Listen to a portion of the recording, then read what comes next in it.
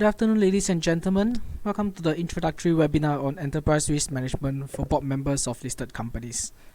This webinar is brought to you by Chartered Secretaries Institute of Singapore and RSM Risk Advisory Private Limited. If you have any questions during the webinar, please feel free to type the questions into the live chat column at the right side of the screen, and we'll respond to you during the Q&A session. Today, we're very honored to have two speakers who took time out of their busy schedule to have this lunch date webinar with us today. The first speaker is Mr. Dennis Lee. Dennis is a partner at RSM Risk Advisory Private Limited with almost 20 years of audit, internal audit, and risk management experience. He has also been actively involved in providing internal audit and enterprise risk management services to NPO charities, Singapore-listed companies, fund management companies, and statutory boards across a wide array of industries covering healthcare, manufacturing, hospitality, transportation, engineering and construction, property development, and REITs. Dennis will be covering the case studies and examples with regards to the Corporate Governance Code 2018. The second speaker for today is Mr. Sovann Giang. Sovann is a senior director whose expertise include board leadership advisory, MPO practice, and sustainability reporting practice at RSM Risk Advisory Private Limited. He is the instructor on governance and risk management at SSI and CSS, NTU, SMU, and SUSS. He is the independent director of two SGX listed companies, serving as lead independent director, chairman of Audit and Risk Committee, chairman of Remuneration Committee, and member of Nominating Committee. He is also an independent director with the role of chairman of Audit Committee and member of Board Risk Oversight Committee at Cambodia Post Bank PLC and Funan Microfinance Bank PLC. Sovann was also the executive director of the Singapore Institute of Directors. Sovann will be covering on shareholders communication and RSM's 8 drivers of effective risk management model for this webinar. Without further ado, it's now my pleasure to invite Mr. Dennis to start off the webinar.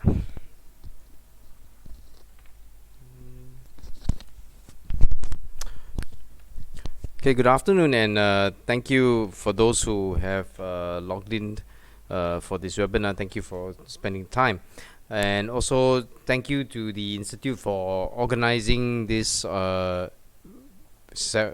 which will be, I hope, insightful to those of you who are new to enterprise risk management, and for those of you who may already be aware of it but need further clarification on what it means and how to apply the techniques on risk management. I think this will be a very good lunchtime, if you like, refresher course. So first of all, I think to begin with, before we talk about the pillars of good risk management and the importance of how risk management features in corporate governance, right, we need to go back to a little bit of history, right? So those of you who know, the Singapore Code of Corporate Governance is a comply and explain regime.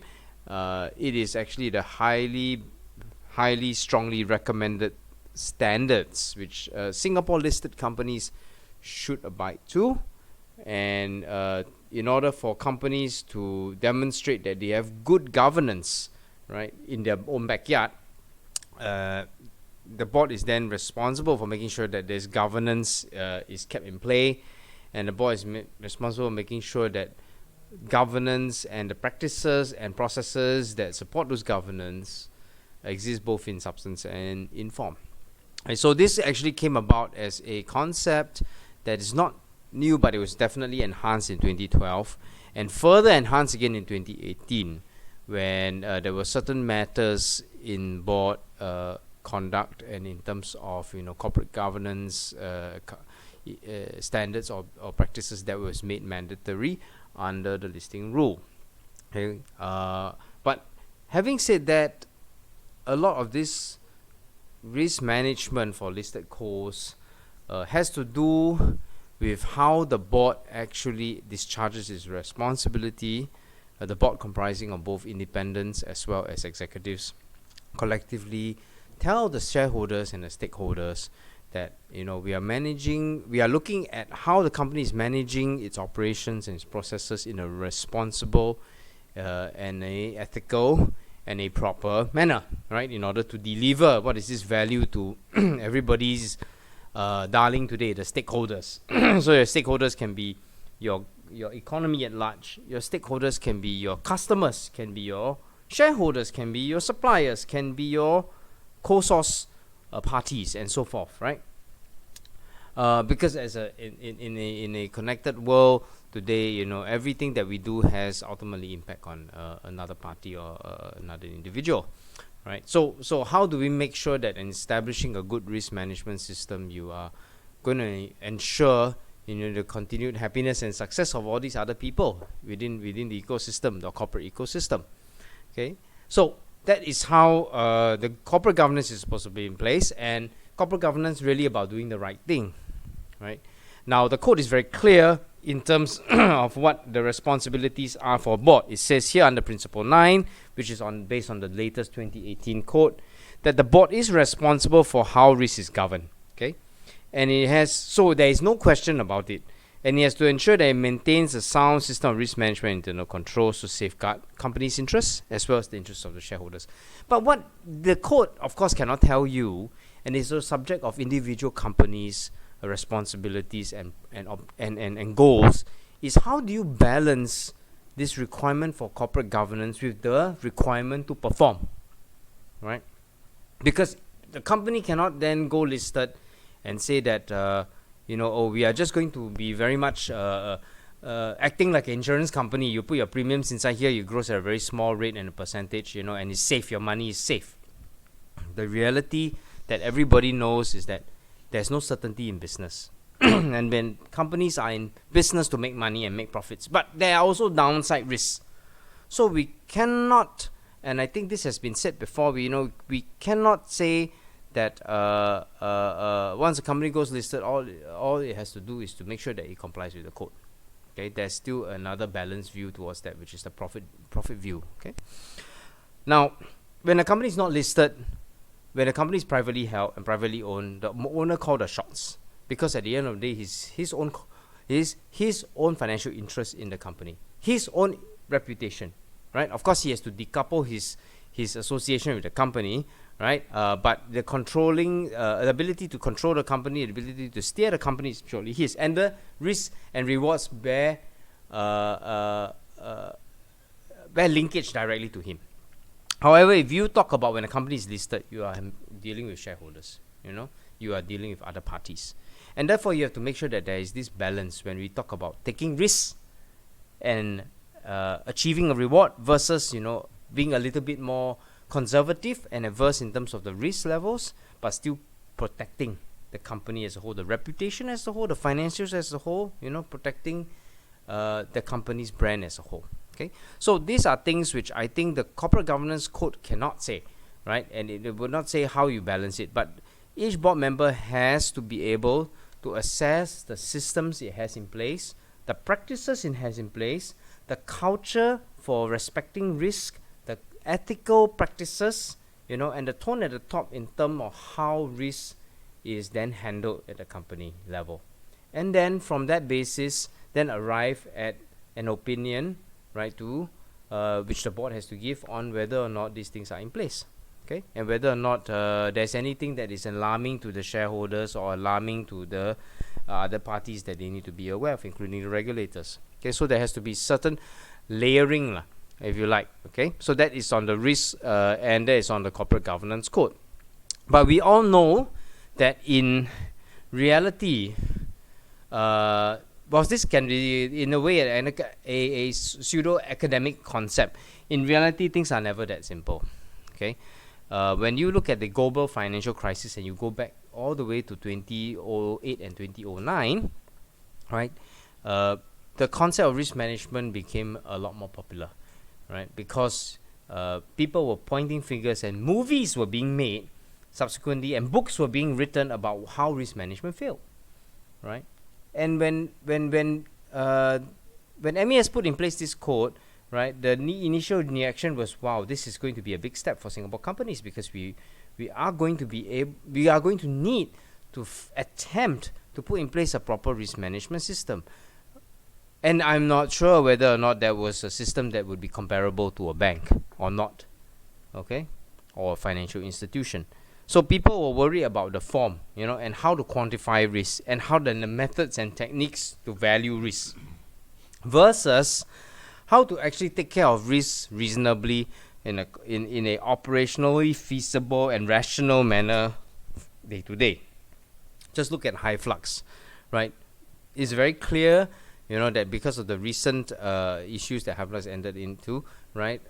You have stakeholders also questioning certain things. So as reported, in the today newspaper, right? Stakeholders are also questioning whether or not the risk management practices were in fact working, or whether or not there were certain considerations over risk management from the financial angle, risk management from the projects angle, risk management from the investments angle, and so on and so forth. Okay, so that basically shows that the stakeholders, right, and the parties, be they directly or indirectly involved, right, are a lot more aware of this line of defense that a company needs to have in taking risks or in measuring risks. Okay, and these days, risk management comes about as a very common topic, right, at the board agenda, from our experiences as professionals, advising companies on managing risk. Another if you like, topic that we can talk about is the issues that were faced by SMRT, right, which was our national train operator, right? And we all know that there were different leaderships that has transpired through this organization, okay, and that has happened. But the question that many people actually ask, right, at that point in time, was whether or not board members need to be evaluated, and their expertise and capabilities need to be assessed, whether they are the right persons for the job during the AGM, and subject to, of course, the voting of the shareholders. But when you look at this, all it's also saying is that in order for you to manage risk, board members also need to be able to measure risk, need to be able to contribute ideas and thinking about how risk, what are the best practices for monitoring risk and measuring risk, right? That is the value they bring to the table. Okay. Yet another observation that we have, I think I would like to coin the term as risk management takes no prisoners, right? Sometimes we will come across companies that actually win awards in risk management. These are all on public news, right? But yet they can and occasionally do once in a while face issues. So if you look at the story of Keppel, there is actually many accolades and awards bestowed upon the company. But sometimes as an organization gets very big and very large, not only just Keppel, but other organizations, you have BP, with the not so recent Deepwater Horizon disasters, right? As the reach of oversight, okay, extends beyond just local shores and goes to other territories, it becomes difficult to actually understand what kind of risks our people, right, in the remote locations are taking, right? What kind of risk, what kind of tone at the top, is enforced, and how clear that tone at the top and those ethical and cultural expectations in terms of how we do business, right, are enforced and practiced far away from home. Okay, so these are things which I think board members also are very much aware of. And if you look at other risks, right, not too recent, but back in 2011, you had the issues that was in the papers very regularly that time on Olam, and it was always compared against Noble. But we had analysts actually looking at and paying strong regard to the level of risk management that a company has in place. So based on those disclosures, people would then say whether or not the company is cognizant of the type of risk that it takes, cognizant of the kind of measures that it needs to do to manage its risk and to make profits, and how is then this company transparent, right, in terms of its communication of such practices to its stakeholders. Okay, those are the things which I think the corporate governance code, together with risk management, must consider. And as board members, you have to consider that you have to ask the right questions and know where to look in order, right, for us to get a good picture and a good sensing of how this business, right, that you have stewardship and fiduciary responsibility over, is able to deliver the numbers, is able to deliver the profits, and deliver its corporate goals, right, to the business community at large as well as to the stakeholders. So with that, I actually wanted to pass the microphone over to my colleague Sovann, who has much experience in this area, both practical aspect as well as from a advisory aspect, to share with us more about the importance of the role of the board where risk management is concerned. Thank you, Dennis. As you all can see from the number of cases that Dennis has quoted, it reflects that stakeholders are, in fact, increasingly looking to boards for answers every time there is a corporate failure or incidents. And risk management has certainly, more so in recent years, become the central focus on directors' fiduciary duty. So as a director, what action must you take to meet the stakeholders' expectation as well as the new regulatory obligations, especially in the light of the recent amendments to the listing rule and corporate code of governance? Are you, as directors, prepared to answer shareholders' questions at the next AGM when the subject of risk management is brought up?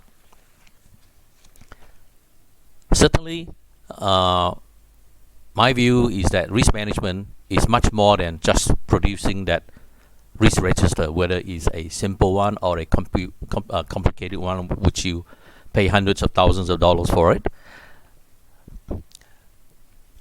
The questions that board and companies often ask us as professional advisors on risk management is that, how do we know that our risk management is effective? There are many risk maturity models in the market that company can use to benchmark themselves.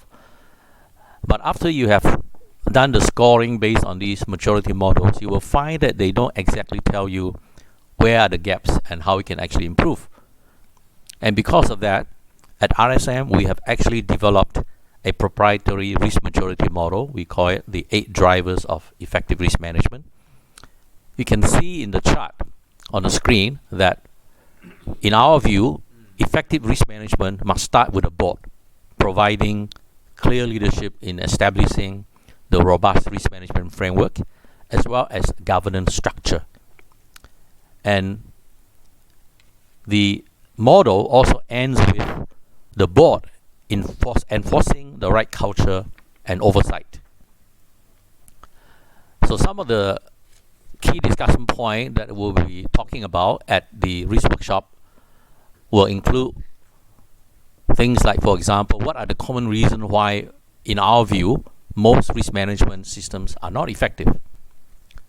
How can organizations raise the level of risk maturity and improve the effectiveness of their risk management? How to identify and focus on key risks that really matter to the business and to the board. And having identified those key risks that really matters, how do you design the robust governance structure to make sure that these risks are properly mitigated and monitored? And to actually properly mitigate and monitor these risks, do we have the right and adequate risk management competency within the organizations? And are the risks that we have identified correctly assigned to the right risk owner? And how do we then apply risk management to decision making, strategy setting, as well as day-to-day operations? And do we have the robust structure and system to monitor them? And lastly, and to me most importantly, do we have the right culture and a robust board oversight? So these are some of the key points which we will be discussing at the upcoming workshop. The workshop will be held on 18th of October in the afternoon from 2 p.m. to 6 p.m. at the SBF Center, and is organized by Chartered Secretary Institute of Singapore with support from RSM. More information will be provided from CSIS to you, and we will take any questions if there are any questions that we would like us to respond.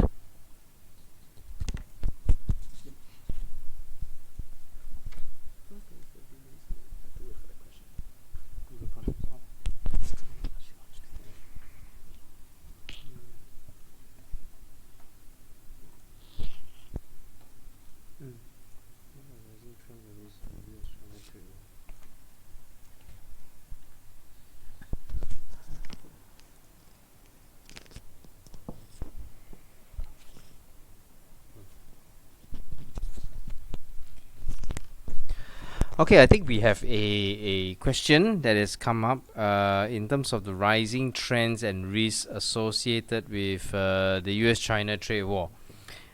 Just one of my quick thoughts. Essentially, this is something that nobody expected, right? In the realm of risk, everybody tends to focus on the tangible risk. So you focus on operating risks. You know, if you're a manufacturer, you focus on your machine efficiency in terms of your output, in terms of quality and wastage.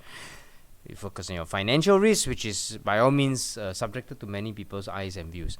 You focus on your compliance risk, which your lawyers can advise, which your regulators can also help. But you seldom, insufficiently tackle the issue of strategic risk. And the trade war is an issue of strategic risk. But with the issue of strategic risk, nobody can anticipate such an issue. Okay, the issue, I think, what we need to think about here, rather than whether or not everybody can crystal ball gaze, is the issue of how you can actually respond, or how you can stress test the organization's ability, okay, to withstand such shocks. So trade wars obviously will impact certain things, like your supply chain, like your goods and your trade routes, right? Like your counterparties, like your customers, right? And for that matter, I think not just like your customers, but certain trade impacts would reduce the volume or the interest that your existing customers shows in certain products or in certain lines or certain distribution channels. All this would have an impact if you do shifting. So I think from an operational perspective, you need to think about supply chain, whether it can continue to go this way, or whether you will want to hedge your bet and say that this is just a temporal thing that is not going to last more than 6 months, right? We are not saying here that it will last less than 6 months. We are not saying here that it will protract to 6 years, but you need to take a position in terms of where you can, in the short to medium term, in a way, reduce this risk exposure. And the second thing you need to know is, in the event of a worst case scenario, what happens, right? In the event of a worst case scenario, how do we actually go about to stress test our models, right? On the resilience of our ability to support our customers and to deliver on our promises, right? Those are things that has to be considered.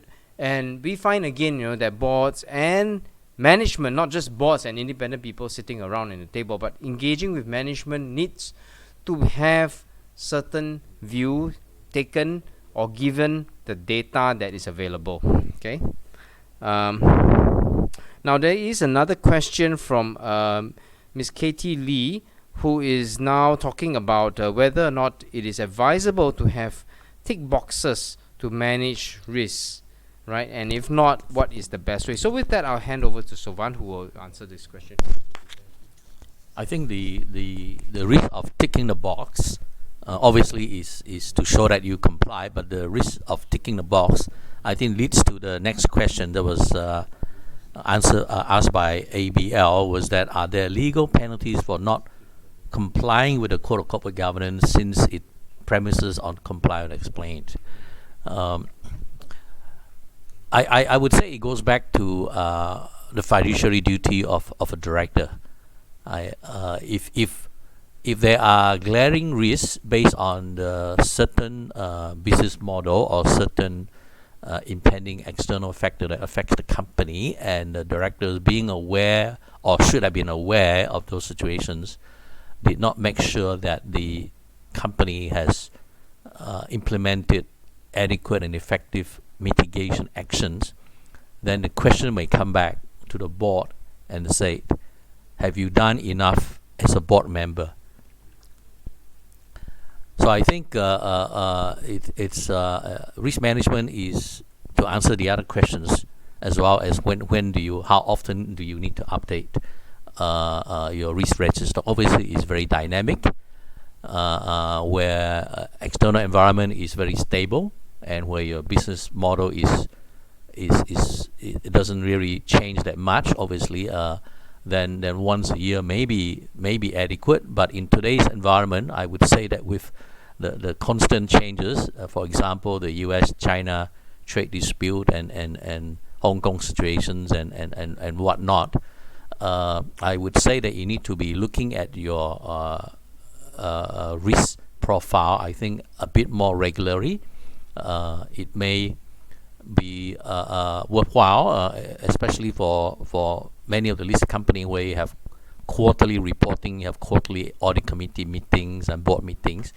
It may be advisable to get your risk officer to give the board a refresh risk profile to look at, to make sure that there are nothing that has come out since the last board meeting that you need to pay particular attention on, that all the matrices are still within control. There was a question about the fees. I think those detailed information, you can look at the brochure that will be broadcasted or be emailed to you.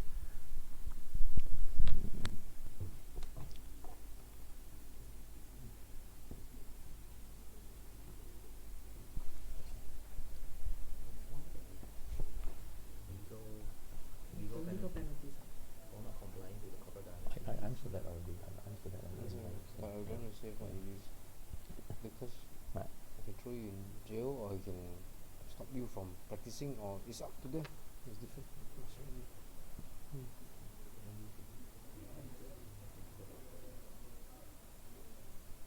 KT says thank you. That's it. End of the session. Okay, so if there are no, I don't see any further questions on the screen. If there are no, I will hand it back to CSIS for a final comment.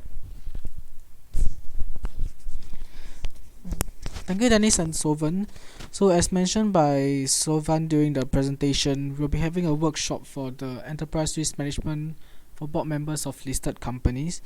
So if you are interested in the workshop, there's a link at the description box that you can go to, or alternatively we will send over an email over for this.